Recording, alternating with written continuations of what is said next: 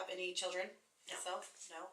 He'd never been in a relationship like to get married, or had he been married? He'd never been married. He'd been in a relationship where he thought that was going to happen, and then like 2 weeks before they were supposed to get married, she came up and said, "Oh, by the way, I'm already married." Broke his heart. So he's had a broken heart, right? Yeah. So you guys kind of both got healed from. Yeah. The guy I was living with that worked on the oil field with me, he ended up killing himself. Wow. And that was my broken heart. And I've just recently gotten past all that. Yeah. Because he had his own issues you couldn't control. Right. Right. But still, you care for people. It's hard to lose them. So then Kenny comes in and then he said, how did he propose to you? Funny story, he didn't. We were just kind of discussing it. And my mom said, you're not going to marry this guy. You're just marrying him because you're pregnant. And I was like, no, I'm really not. So we waited till afterwards. And we just kind of planned the wedding. Mom helped. Dad. Yeah. So instead of the down on one knee, you're just already talking about it. It's already going to happen. Yeah, and we were already planning it. Well, the day before our wedding, I said, I want to show you something really cool. My grandpa was in the Air Force for 40-something years. And in Pratt, they have the B-29 Memorial. Mm-hmm. And my grandpa and my great-uncle's names are up there by the flagpole. So I took him up there to show it to him. And he got down on his knee and started to propose. And I was like, get up, dude. We're getting married tomorrow. Aww. I said, you're stupid. But you know you loved it. I did. It was pretty cool, actually. That's sweet. Kind of making it right at the last minute. Yeah. Now, did he do the typical go ask your dad?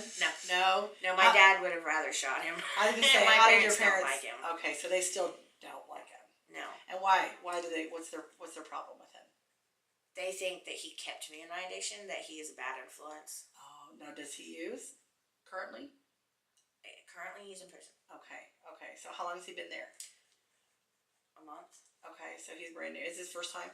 No. So he knows the ropes. Is it that he's drug related? No. Well, and you don't have to say. No, okay. The issues that he has, they're theft issues. Yeah. He turns into a klepto when he uses. But it's when he uses. Yeah. Otherwise, he is an awesome dude. So how long? And my parents don't know him sober. Right.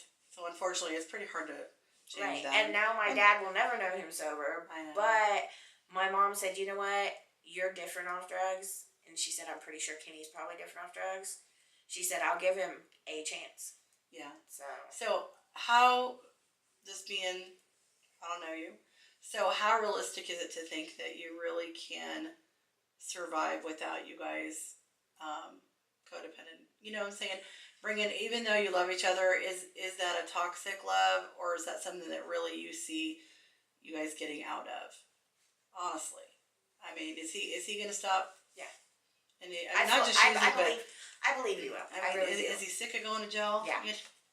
He bawls. Every time I talk to him, he's bawling. And then where's he from? Is he from the area? He was born in Georgia, but grew up in North Carolina, South Carolina.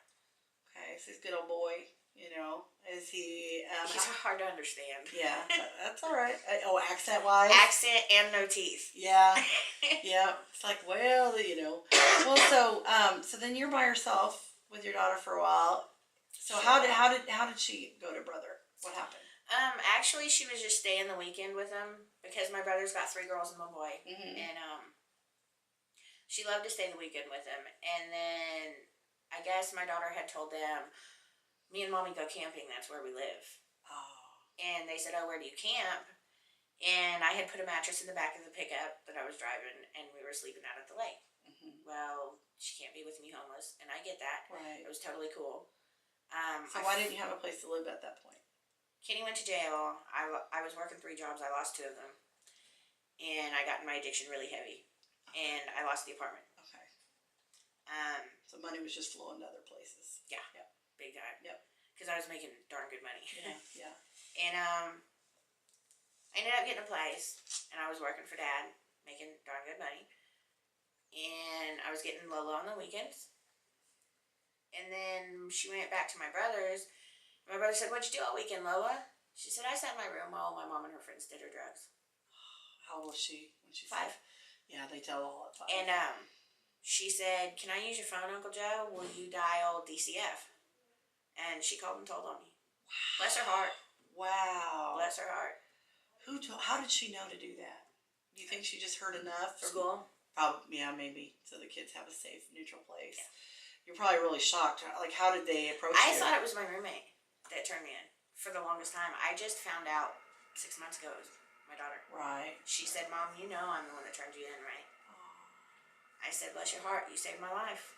So how did that save your life? What happened next? I was on a mission to kill myself because after I broke up with Kenny last year. He was in jail and I was done. And I picked up the syringe and I got out there. Yeah. I mean, Is that crazy. the first time? No. No. So you've experienced with that. Oh yeah. Yep. And I knew what I was doing. I knew it was going to ruin pretty my life. powerful. Yeah. I knew it was going to destroy my life, and that was kind of my intention. Because Lola was with Joe, she was safe. Kenny was in jail, he was safe. Mom and Dad are older, they're fine. Me, where's my purpose? Right. Where do you fit? Yeah. Right. And you hadn't met your mom yet, right? At this point. No. So then they come in, they take her away.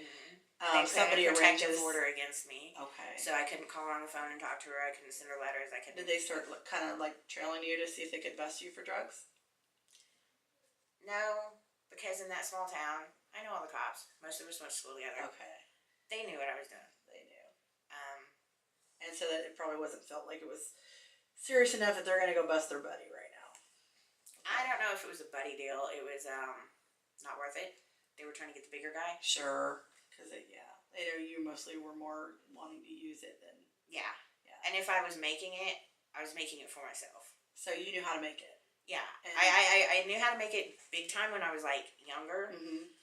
That's a risk. That's dangerous. That's stupid. That's I learned how to make it in a Gatorade bottle for personal use. Wow. I've never heard of that. Yeah, it's called Shake and Bake. And it's terrible. Is it? So now... It's got, like, we pull the strips out of lithium batteries, brake fluid, Coleman fuel, industrial strength Drano. Pure chemical. I mean, literally that goes in metal engines. Yeah. And now it's going in your body. And your body's got to be freaking out a little bit, you know. Not yet, but there may be some damage there. So have you ever been to the doctor or anything and like, could they tell? Because I know some people that are dental hygienists that can tell immediately because they see it on the teeth. Oh, they were dumb, but it was don't ask, don't speak. Right. So, so now your daughter's with brother, and your husband's in jail. He got out. Oh, so he is out. Does he know you're? No, he got out last year. He was just in county jail. Oh, okay. Okay. And we got back together, and we both found out we had warrants in Pratt County, so we came to Wichita, hiding. Yeah. December 12th, I got pulled over for forgetting to turn my headlights on, and we both went to jail. Okay. Is that the first time you ever went to jail? First time I'd ever been in jail a day in my life. Scared? I was in there 188 days. What kind of people were in there when you got in there? All kinds of people. Anybody mess with you or no? But you weren't desiring to be there, right? I'll never go again. How long were you in for?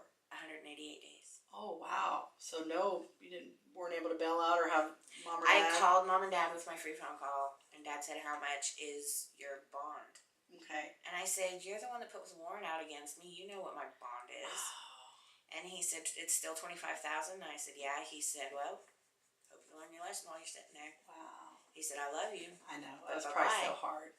But they were desperate for you to do better. Yeah. Get better. Because they knew if they bailed you out, then you're just spoiled. Yeah. And I went to court and they showed up, and the bonds or the jailer in Pratt, it's a small town. Again, the courtroom's probably the size of this room. They let me talk to mom and dad, which is against the rules. And dad said I was going to drop the charges. He said, but because I had help, it wasn't just me that stole dad's money. Right. It was my roommates too. He said, if I drop the charges, I can't make you get help for your drug addiction. Right. He said, so the DA has a plea agreement. And he said, you could get out of jail today. He said, but your birthday's in 4 days. He said, and that's A, you're out of jail, B, it's you're going to party, and C, you're in Pratt with all your old friends. So I had to sit in jail on my birthday, which was fine. Yeah. So you had all that time to think.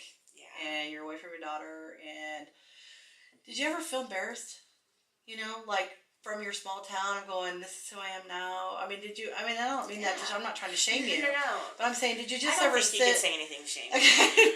I'm just saying, did you ever sit there and go, God, I'm kind of dumb.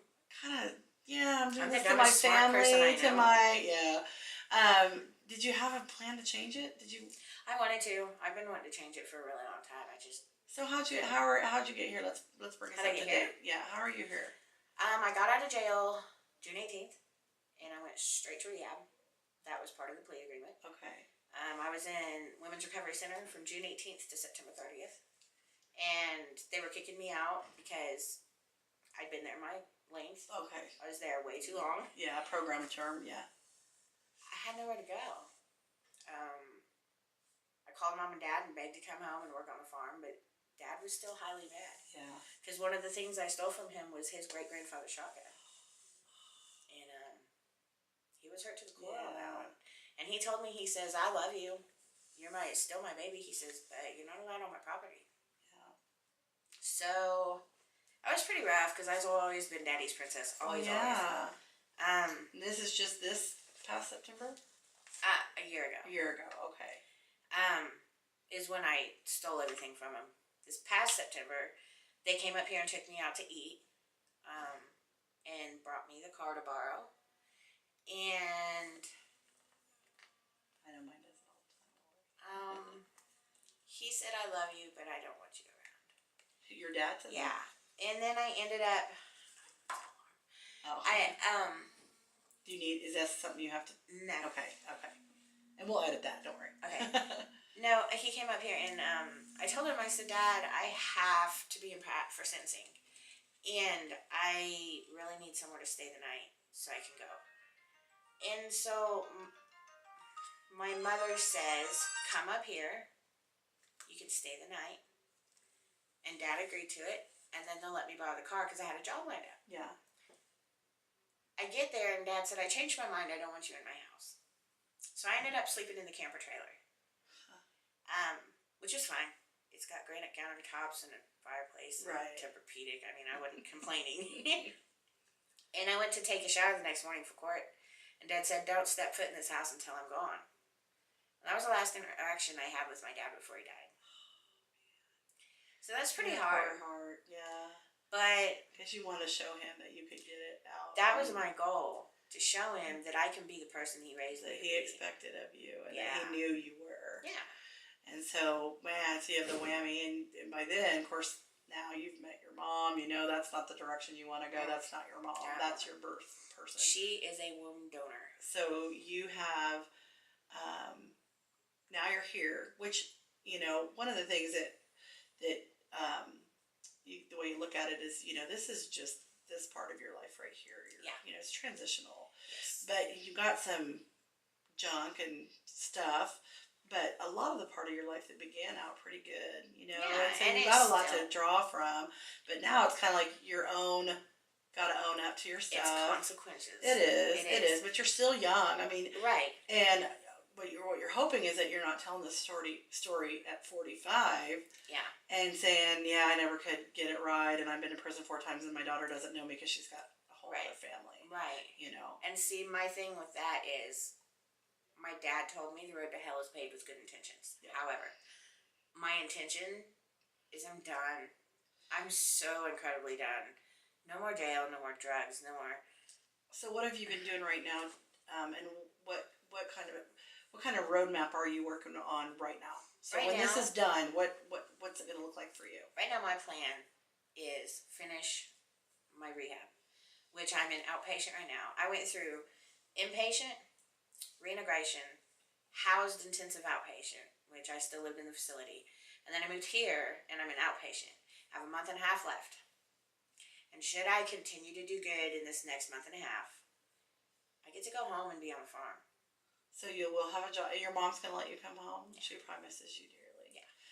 And are you going to be able to go back and hold your head up and be somebody that's not, when they hear your family name, it's not going to be, oh, that's that girl's in trouble all the time. Yeah. They're going to be like, that's. And my inspiration is my brother. Because the last parts of high school and shortly after that, it was, oh, you're Joe's little sister. Oh. You know? Yeah. But watching him straighten up and, oh, Joe's your brother. He's so cool. He's such a good guy. Yeah. Yeah. If he can do it, I can do it. Now, on the other hand, my brother's a little bit different because 12 years ago he was in a head-on collision and was in a coma for a very long time, and it changed him a lot, but it's not a bad thing. Right. So there was some chemistry that took place that changed his personality for a while. Yeah. But he was able to pull out, like you said, he's married. Yeah, it killed so you're an addiction. aunt. Yeah, oh yeah, I'm an aunt 4 times. But when he had his accident, my sister-in-law was pregnant with the youngest, and he's eight now. It wasn't 12 years ago; it was 8 years. Wow. So he's fully grown when he had this accident. He was. Yeah. Okay. Yeah, my 3-year-old niece was with him. Oh wow. All she had was scratches on her face, but he died 9 times between Kingman and Wesley. Wow. And yeah, it was a terrible accident. But the accident killed his addiction. He was a massive alcoholic. He doesn't even drink anymore. He smokes cigarettes. That's it. Wow. So and he's working steady. He runs my dad's farm. He So has been for years. That's great. So your family can keep that going, and that's probably huge. I mean, and that's all I want to do. I was gonna say that's some peace for your dad, even though he passed so quick and unexpected. Well, Dad and Joe worked hand in hand, day in and day out. So cool to hear. My brother is super lost right now. Oh yeah. So it's time for you guys to regroup. And be a all I want to family. do is go home. And I almost had my mom convinced last week to let me stay. She said, "Look, your dad's motto is finish what you start." She said, "At least go back to Wichita and finish your treatment." Yeah. She said, "And then we'll talk about you coming home." Well, I talked to her again, and she said, "I need you to come home, but I need this and this and this and this and this to happen." I said, "Give me rules, give me guidelines, give me lashings. I don't care. Right. Let me live the life that I love." So and I promise I'm not going to be the person I was before. So where does Kenny fit in? How is he going to come in and not mess that up? And I'm not being disrespectful, but I don't know. Where is your heart strong enough to stay towards mom, brother, family, daughter, or is it going to be pulled over to? Oh well, see, nothing is can there pull room me for for all that of it? because I explained to Kenny, I want you to come home more than anything. I said, you don't even know. I said, but about the first time you go to jail or you pick up a drug, you can get lost. Because you've been. I said, I'm not going to keep Lola from you because that wouldn't be fair to Lola. However, you can't live with me and continue to mess up. Yeah. I'm prepared for that. I want him to come home. I do. I can't do this to Lola ever again. Right. That She's poor going to baby. remember this stuff. That poor baby has been through more than my And she's 63-year-old mother has. She's going to be 12. Yeah. And she's going to have to face what's Right. going on Well, in her little life with Kenny the friends. actually will be home in 2 months. So you got a lot of work to do. So let me ask you this. So you're at almost the end of this. So if you could tell somebody how that's kind of ignorant to this kind of a situation, how to either help somebody or to kind of curb the stereotype of not having a place to go, what would you say? And then it doesn't have to be like you're all mad or anything, but how would you help somebody else figure out how to reach out to someone like you or to prevent someone from getting to this The best place? thing you can do for someone like me, just from my experience, is listen. Genuinely listen. That helps me. Just listen. I don't. So you don't expect someone to figure it all out for you, but just let you kind of pour it out. Yeah. Just kind of be there. Let me lean on you a little. Listen. When I tell you I need help, don't take it with a grain of salt and say, okay, well, I hope you do well. I mean, that's my experience. I've been screaming for help for a long time and nobody noticed because it wasn't an outright cry, you know? Mm-hmm. But listening really helps. That's awesome. You did really good. You did really awesome. Thanks. You really did. Do you have any questions for us? I don't. Any special wishes that you'd like for us to let people know about you? Me? If I can do it, anybody can do it. That's all I know. That's awesome. Okay, I need a big hug. Okay. I'm really excited. Thank you. Hold on. I've been sitting in these chairs all day. I don't like these girl. chairs. I know. You did so good. Brave girl. Thanks. What's cool is you're not making excuses.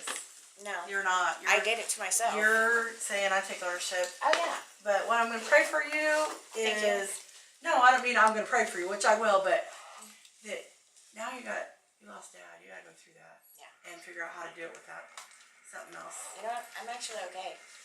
Really? Because my dad taught us good morals and values, and Yeah, I it know sounds what like he a cool wanted. family. I Great really. family. That's awesome. So we're gonna invite you to come see the documentary, Sweet. and we are also on Facebook. If you do get on there, called Humans of I will. Wichita, and then we hope to have the viewing. Hopefully, like I said, we're all amateurs, so don't Right. expect like Francis Yeah. Ford Coppola or anything. That's cool. But the goal is. So let me ask you another thing. What's your favorite kind of music? Country. And if you could have a theme song to your life right now, what song would that be? Fight Song by Rachel Platten. Can someone write that down for me? Isn't that her name? That's okay. I'll get it. I know I'll the get last it. name's Platten. I know how to say it because that's what I'm gonna put. Fight Song. With And you want to your- know why? Why is that? Because I was having my first unsupervised visit with my daughter, and she said, "Mom, there's this new song out called Fight Song." She said, "And I super need you to listen to it." And she said, "But I don't have a phone." So she sang it to me. And she said, "I want to dedicate that to you." She said, "Because you still got a lot of fight left in you." That's so cool. My This kiddo is awesome. amazing. Well, thank you very, very much. You're welcome. Are you okay? Is it better than